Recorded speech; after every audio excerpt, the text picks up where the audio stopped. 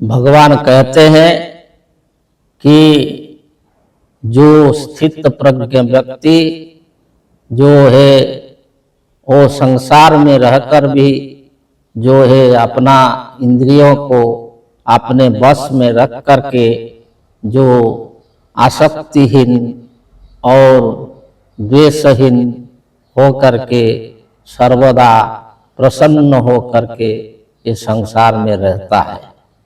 तो ऐसा क्या होता है? प्रसादे सर्व दुखानां हानियस्य उपजायते प्रसन्न चेतस ह्यासु बुद्धि पर्यवतिष्ठते। प्रसादे सर्व दुखानां हानियस्य उपजायते। तो कहते हैं कि जब वो प्रसाद को प्राप्त होता है अर्थात जो प्रसन्नता को प्राप्त होता है तो इसमें क्या होता है? न सर्व दुखानां हानि, अस्य कि इस व्यक्ति का, इस साधक का सर्व दुख का हानि हो जाता है अर्थात वो सर्व दुख से मुक्त हो जाता है। तो जो इसको जो है योग दर्शन शास्त्र में जो नियम के जो अंग में जो शौच है तो वो शौच का जो लक्षण में कहा गया था कि शौचात अनुपम सुख लाभ, संतोष, संतोषात, तो संतोषात अनुपम सुख लाभ, जो नियम अंग के जो संतोष के बारे में सूत्र में बताया गया था कि संतोषात अनुपम सुख लाभ।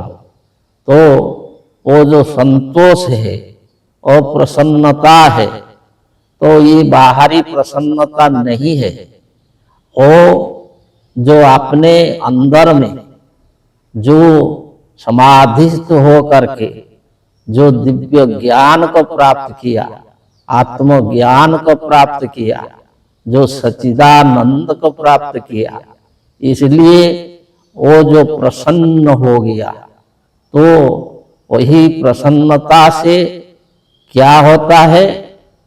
सर्व दुखानां हानियस्य उपजायते। उसका सारे प्रकार के जो दुख है, जो सांसारिक दुख है, वो सारे दुख हट जाते हैं, वो सर्वदा सुखी रहता है और प्रसन्न चेतस ह्यासु बुद्धि पर्यवतिष्ठते।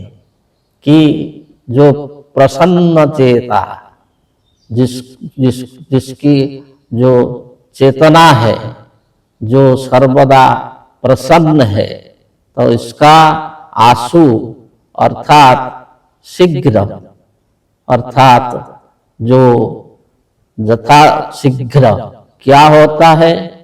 ना बुद्धि पर्यवतिष्ठते।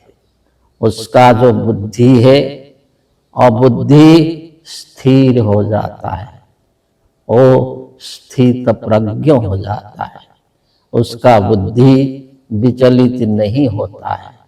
वो जो ज्ञान को प्राप्त कर जाता है तो इसे ये सांसारिक ये भौतिक किसी भी जो विषय है, किसी भी प्रकार के जो अशांति है, दुख है, उसको नहीं सता सकता है। और वो जो मुक्त हो करके और आनंदमय अवस्था में रह करके ये संसार में सारे कर्म करता हुआ भी वो सब समय जो है प्रसन्न रहता है और खुशी रहता है। उसका मन में किसी भी प्रकार का दुख नहीं रहता है और किसी के प्रति आसक्ति नहीं रहता है और किसी के प्रति वैर भाव भी नहीं रहता है। और वही जो साधक, इस साधक को जीवन मुक्त बोला जाता है। वो जीवन मुक्त हो करके ये संसार में रहता है। तो इसे आगे बताएंगे। जय श्री।